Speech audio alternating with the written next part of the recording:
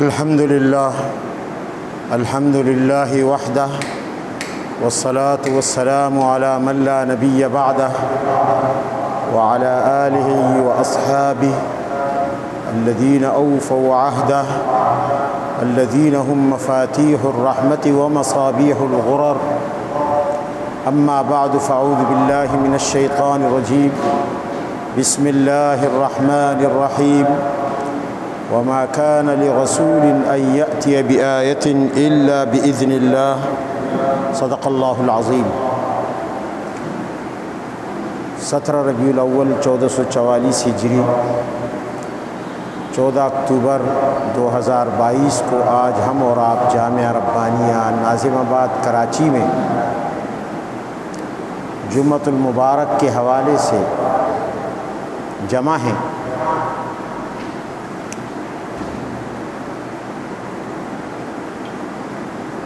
اللہ تعالیٰ نے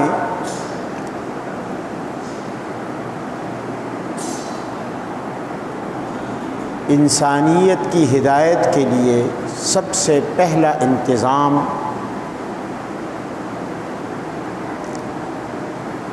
انبیاء کی بعثت کا فرمایا۔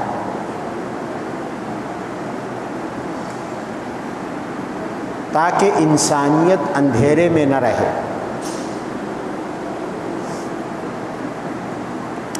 سورہ نساء میں اللہ نے فرمایا رسولا مبشرین و منذرین لئلا یکون للناس علی اللہ حجۃ بعد الرسل۔ اللہ نے انبیاء بھیجے، پیغمبر بھیجے، جنہوں نے خوشخبریاں بھی سنائیں، جنہوں نے ڈر بھی سنائے، لوگوں کو ڈرایا بھی، ہر پہلو سے لوگوں کو سمجھایا، ماننے پر خوشخبری، نہ ماننے پر برے انجام کی دھمکی دی، تاکہ کل کنا انسانیت کے لیے اللہ کے سامنے کوئی حجت، کوئی دلیل باقی نہ رہے، کوئی عذر باقی نہ رہے کہ یا اللہ آپ نے ہمیں پیدا کیا اور اب ہمارے بارے میں آپ جنت اور جہنم کا فیصلہ فرما رہے ہیں، تو آپ ہمیں سمجھانے کے لیے کسی کو بھیج تو دے دیں۔ وہ ہمیں سمجھاتا، اگر ہمیں پھر بھی ہم اس کی نہ مانتے ان کے سمجھانے کے باوجود، تو آج ہمارا جہنم میں بھیجا جانا یہ درست ہوتا۔ یا اللہ آپ نے کسی کو بھیجا ہی نہیں، اس نے ہمیں سمجھایا ہی نہیں۔ حالانکہ اگر اللہ تعالیٰ، یہ بھی اللہ کا تفضل اور احسان ہے کہ اس نے انبیاء کا انتظام کیا۔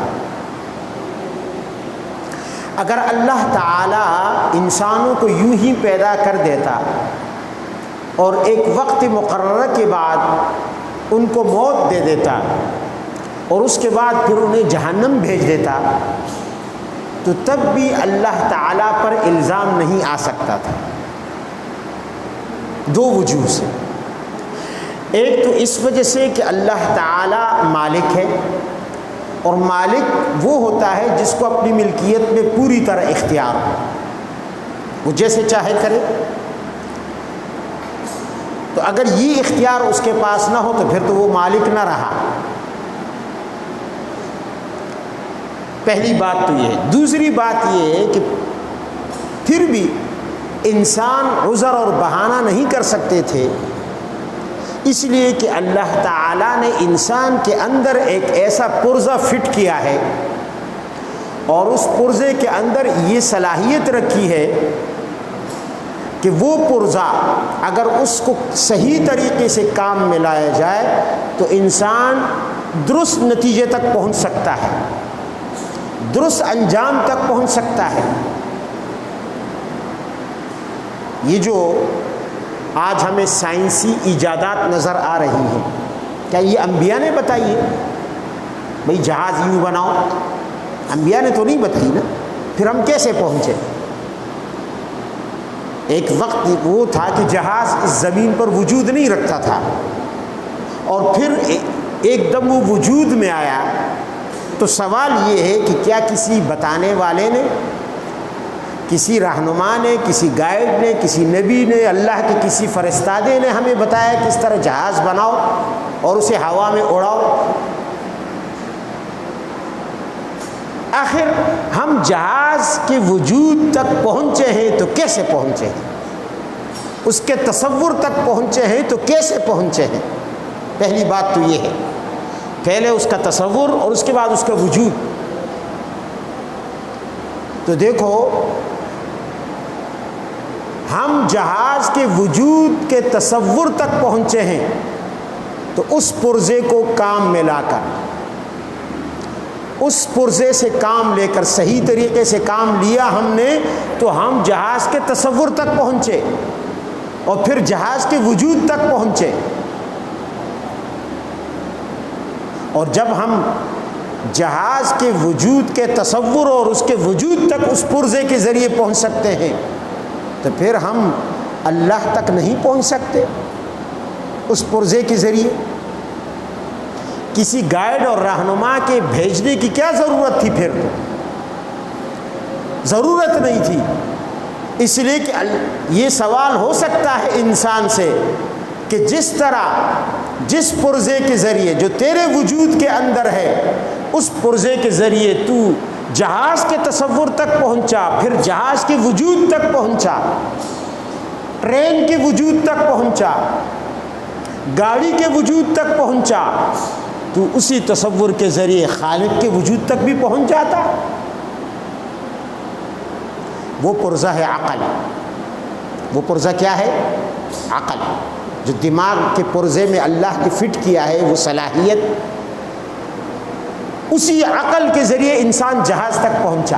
حالانکہ جہاز پہلے معدوم تھا، ہزاروں سال سے انسان رہ رہا تھا، لیکن وہ جہاز تک نہیں پہنچا۔ اچانک آج سے 100-200 سال پہلے وہ جہاز تک پہنچا، وہ ٹرین تک پہنچا، وہ بجلی تک پہنچا، وہ گاڑیوں تک پہنچا، اور کن کن چیزوں تک پہنچا؟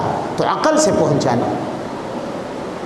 تو جب ایک معدوم چیز، یہ دیکھیں، اس پر غور کریں کہ جب ایک ایسی چیز جس کا وجود تھا ہی نہیں، معدوم تھا، اس تک، اور جس پر کوئی نشانی بھی نہیں تھی، جس پر کوئی نشانی بھی نہیں تھی کہ اس کی وجود کی رہنمائی کرتی، اس تک انسان اپنی عقل سے پہنچا ہے، تو وہ ذات جو ہمیشہ سے موجود ہے اور جس کے وجود پر ایک نہیں کروڑوں اربوں نشانیاں ہیں، اس تک تو پہنچنا پھر بہت آسان ہو جانا چاہیے تھا عقل کے ذریعے۔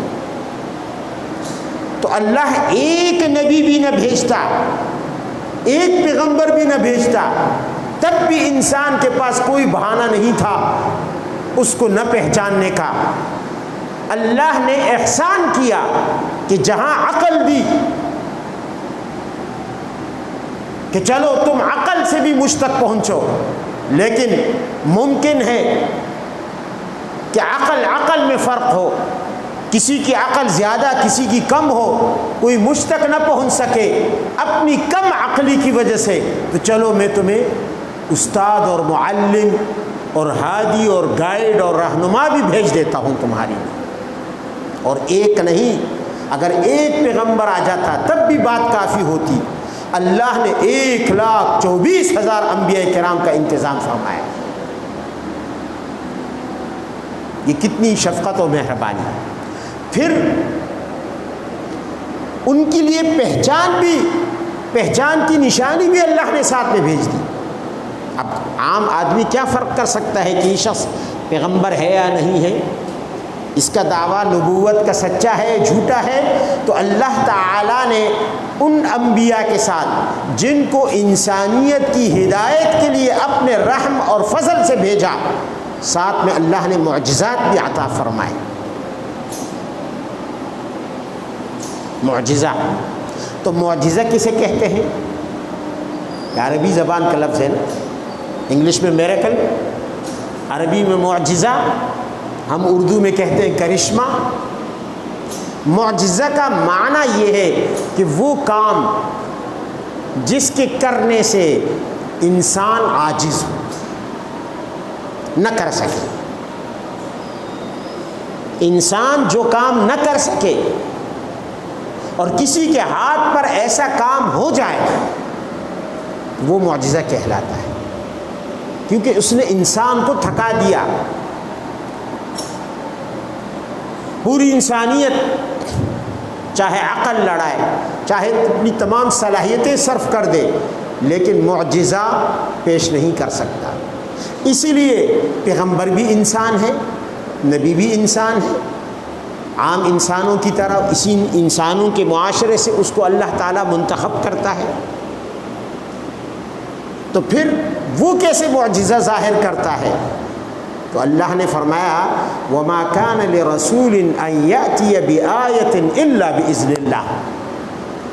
جب بھی کوئی پیغمبر آتا ہے اللہ تعالیٰ اس کی سچائی کے لیے معجزہ دیتا ہے، لیکن وہ معجزہ اس کی اپنی قدرت اور اختیار کا نہیں ہوتا، کیونکہ وہ بھی انسان ہے، اور معجزہ کہتے ہی اسے ہیں جسے کوئی انسان نہ کر سکے، کوئی انسان نہ کر سکے، حتیٰ کہ پیغمبر بھی نہیں کر سکتا۔ تو پھر پیغمبر کے ہاتھ پہ کیسے سامنے آتا ہے، کیسے ظاہر ہوتا ہے؟ فرمایا الا باذن اللہ، اللہ کے حکم سے، اللہ کی قدرت اور طاقت سے۔ مردہ زندہ کرنا یہ انسانوں کے بس میں ہے؟ ورنہ بڑے بڑے سائنسدان گزرے ہیں، حکیم گزرے ہیں، فلسفی گزرے ہیں، اپنے والدین کو، اپنی اولاد کو، اپنی بیویوں کو زندہ کر لیتے۔ سائنس کی تمام ترقی آج تک جتنی ہوئی ہے، لیکن یہاں آ کے فیل ہو گئی ہے کہ وہ کسی مردے کو زندہ، آج تک کسی سائنسدان نے اپنے ماں یا باپ کو زندہ نہیں کیا، اپنے کسی گزرے ہوئے پیارے کو زندہ نہیں کیا، حالانکہ ایک سے ایک بڑھ کر ذہین سائنسدان گزرے ہیں دنیا میں، حکیم گزرے ہیں، فلسفی گزرے ہیں، ارسطو اور بقراط اور سقراط جیسے لوگ گزرے ہیں، لیکن یہ کام نہیں کر سکے۔ اور عیسیٰ علیہ السلام قبر کے سامنے کھڑے ہو کر کہتے ہیں قم باذن اللہ، اور قبر شق ہوتی ہے، پھٹتی ہے، اور اندر سے مردہ زندہ ہو کر نکل آتا ہے۔ تو کیا حضرت عیسیٰ نے یہ کسی سائنسی طاقت کے بل پر کیا تھا؟ یہ کسی سائنسی صلاحیت اور کسی سائنسی قانون کی بنیاد پر مردہ زندہ کیا؟ نہیں۔ خود حضرت عیسیٰ جب کہتے تھے تو یہ نہیں کہتے تھے کہ میرے حکم سے زندہ ہو، میری طاقت سے زندہ ہو، میری صلاحیت سے زندہ ہو، میں تجھے زندہ کرتا ہوں، نہیں، فرمایا وَأُحْيِي الْمَوْتَى بِإِذْنِ اللَّهِ، اللہ تعالیٰ کی طاقت سے، اللہ کے حکم سے۔ یعنی یہ مردہ زندہ کرنا جس طرح قیامت میں اللہ کا کام ہے، ڈائریکٹ اللہ مردوں کو زندہ کرے گا، اسی طرح عیسیٰ علیہ السلام کے ہاتھ پر بھی اگر مردہ زندہ ہوا تو یہ بھی اللہ نے کیا، عیسیٰ نے نہیں کیا۔ ہاں، ہاتھ عیسیٰ علیہ السلام کا، اشارہ عیسیٰ علیہ السلام کا، زبان عیسیٰ کی ہلی، الفاظ عیسیٰ کے منہ سے نکلے، لیکن آگے مردے کے اندر روح کس نے ڈالی ہے؟ یہ عیسیٰ علیہ السلام نے نہیں ڈالی، یہ صرف اور صرف اللہ نے ڈالی، جیسے قیامت میں روح ڈالے گا۔ اس لیے سورہ رعد میں اللہ نے اس بات کو وضاحت کے ساتھ فرما دیا کہ وَمَا كَانَ لِرَسُولٍ أَن يَأْتِيَ بِآيَةٍ، کوئی پیغمبر کوئی معجزہ پیش نہیں کر سکتا الا بِإِذْنِ اللہ، مگر اللہ کی اجازت سے، اللہ کے حکم سے۔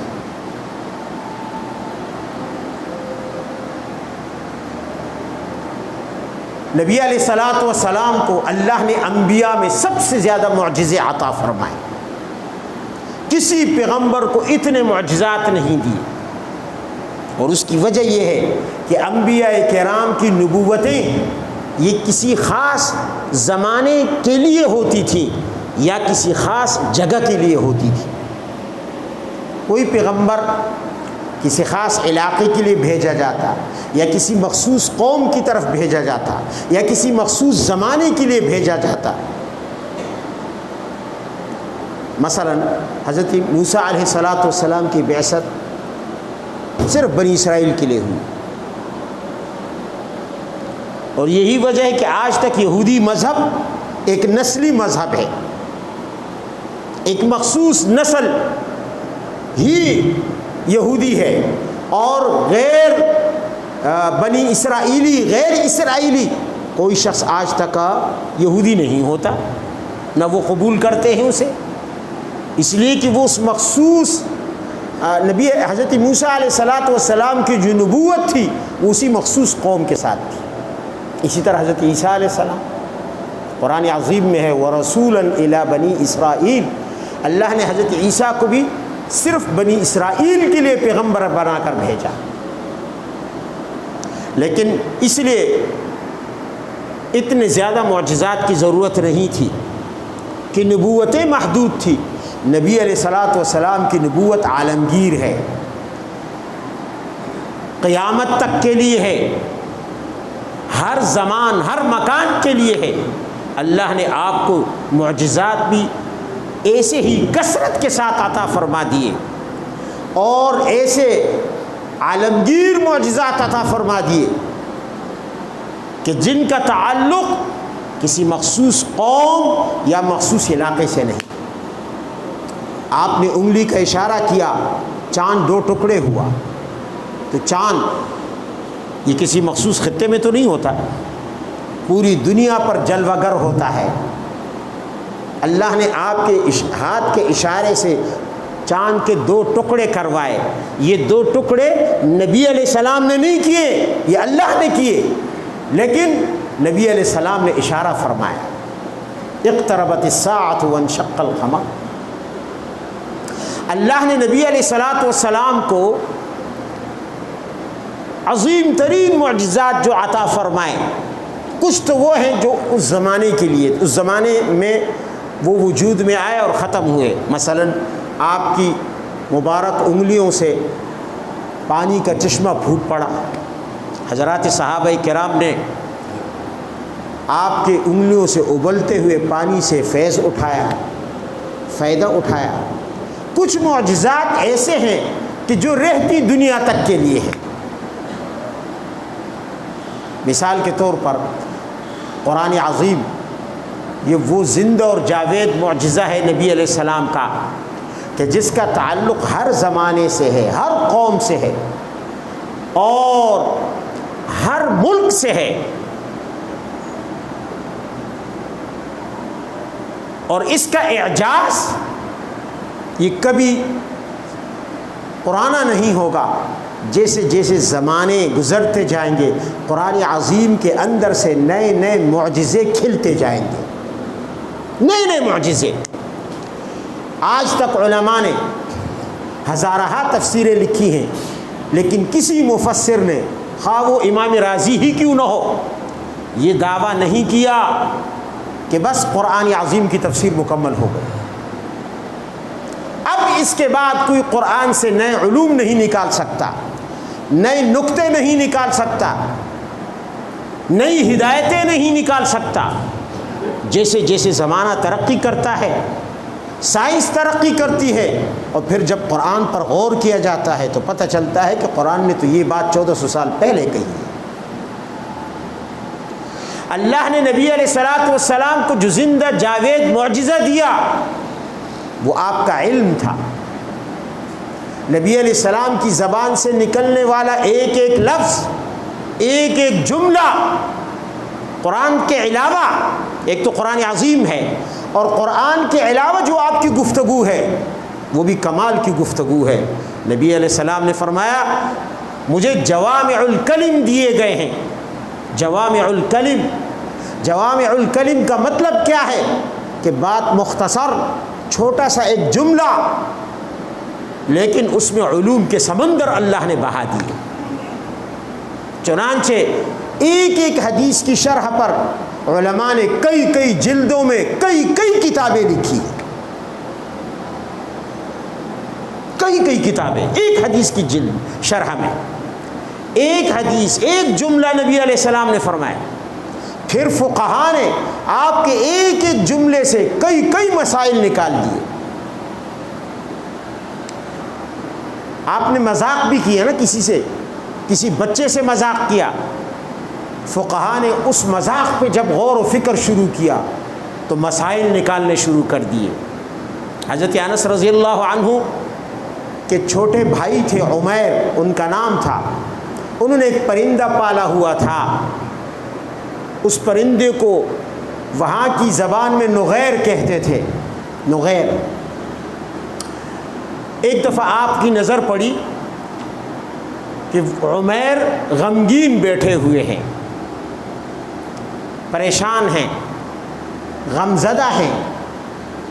نبی علیہ الصلاۃ والسلام نے پوچھا، وہ نغیر پرندہ مر چکا تھا، اس کے غم میں وہ بیچارے بیٹھے ہوئے تھے، تو نبی علیہ السلام نے اس بچے سے مزاح فرماتے ہوئے پوچھا، یا ابا عمیر ما فعل النغیر، ابو عمیر تیرے پرندے کا کیا ہوا؟ اب یہ چھوٹا سا مذاق ہے، اس میں ہم کیا باتیں نکالیں گے، لیکن علماء نے، فقہاء نے اس پر غور کر کے اس سے 100 مسائل نکالے۔ کتنے مسائل نکالے؟ 100 مسائل فقہاء نے نکالے ہیں اس چھوٹے سے جملے سے، جو صرف آپ کا ایک مزاحیہ جملہ تھا، اس بچے سے آپ نے مذاق کیا، لیکن فقہاء نے اس سے 100 مسائل نکالے اور اس کی شرحوں میں اوراق کے اوراق سیاہ کر دیے۔ آپ اندازہ لگائیں۔ پھر اللہ نے آپ کی امت میں جو علماء پیدا کیے، یہ مستقل آپ کا معجزہ ہے۔ ایسے علماء کسی نبی کے امت میں پیدا نہیں ہوئے، اور تو چھوڑیے صرف امام ابو حنیفہ مستقلاً نبی علیہ السلام کا اس امت میں زندہ معجزہ ہے۔ ایسا علم، ایسی فقاہت، ایسی فطانت، ایسا زہد، ایسی عبادت، ایسا تقوی، ایسی فراست، ایسی گہرائی جو اللہ نے امام ابو حنیفہ کو دی تھی، گزشتہ امتوں کے علماء میں سے کسی کو نہیں۔ 12 لاکھ مسائل نکالے ہیں قرآن و سنت سے۔ اسی طرح امام شافعی، اسی طرح امام مالک، اسی طرح امام احمد اور دیگر فقہاء۔ ایک سمندر ہے علماء کا، پھر ان کے علوم کا، اور پھر نبی علیہ الصلاۃ والسلام کی زبان سے نکلے ہوئے جملوں سے علماء نے مستقل علوم ایجاد کیے جن کا تاریخ میں کبھی وجود ہی نہیں تھا۔ حدیث سے متعلق علماء نے 400 علوم ایجاد کیے ہیں، 400 علوم۔ نواب صدیق حسن خان نے لکھا 400 علوم ایجاد کیے ہیں۔ یہ علوم دنیا میں نہیں تھے، یہ صرف آپ کی باتوں سے علماء نے نکالے ہیں اور دنیا کے سامنے 400 علوم پیش کر دیے صرف حدیث کے حوالے سے۔ یہ معجزہ نہیں ہے؟ یہ علوم کے سمندر اور دریا جو اللہ نے بہائے علماء کے قلم سے اور ان کی زبانوں سے، یہ نبی علیہ الصلاۃ والسلام کا حقیقت میں معجزہ ہے۔ اللہ تعالیٰ نے آپ کو ایسے زندہ اور جاوید معجزے عطا فرمائے۔ بہرحال یہ موضوع تو بہت طویل ہے، پھر انشاءاللہ مزید اس پر گفتگو ہوگی۔ وآخر دعوانا الحمد للہ رب العالمین۔